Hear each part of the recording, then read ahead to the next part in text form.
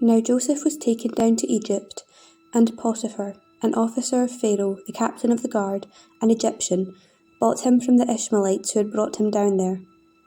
The Lord was with Joseph, and he became a successful man, and he was in the house of his master the Egyptian. And his master saw that the Lord was with him, and that the Lord caused all that he did to prosper in his hands. So Joseph found favour in his sight, and attended him. And he made him overseer of his house, and put him in charge of all that he had. From the time that he made him overseer in his house, and over all that he had, the Lord blessed the Egyptian's house for Joseph's sake. The blessing of the Lord was upon all that he had, in house and field. So he left all that he had in Joseph's charge, and having him he had no concern for anything but the food which he ate. Now Joseph was handsome and good-looking, and after a time his master's wife cast her eyes upon Joseph, and said, "Lie with me." But he refused, and said to his master's wife, "Lo, having me, my master has no concern about anything in the house, and he has put everything that he has in my hand.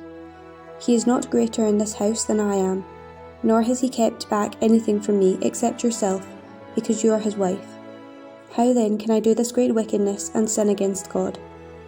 And although she spoke to Joseph day after day, he would not listen to her, to lie with her or to be with her.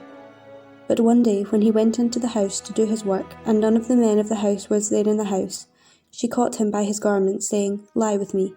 But he left his garment in her hand, and fled, and got out of the house.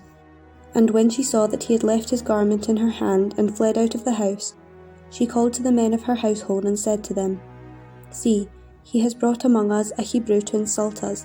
He came in to lie with me."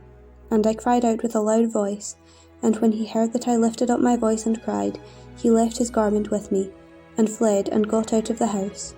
Then she laid up his garment by her until his master came home. And she told him the same story, saying, "The Hebrew servant whom you have brought among us came in to me to insult me. But as soon as I lifted up my voice and cried, he left his garment with me, and fled out of the house."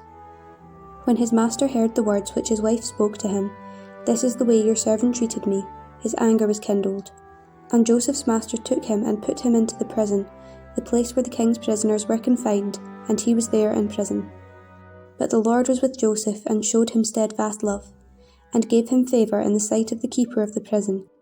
And the keeper of the prison committed to Joseph's care all the prisoners who were in the prison, and whatever was done there he was the doer of it.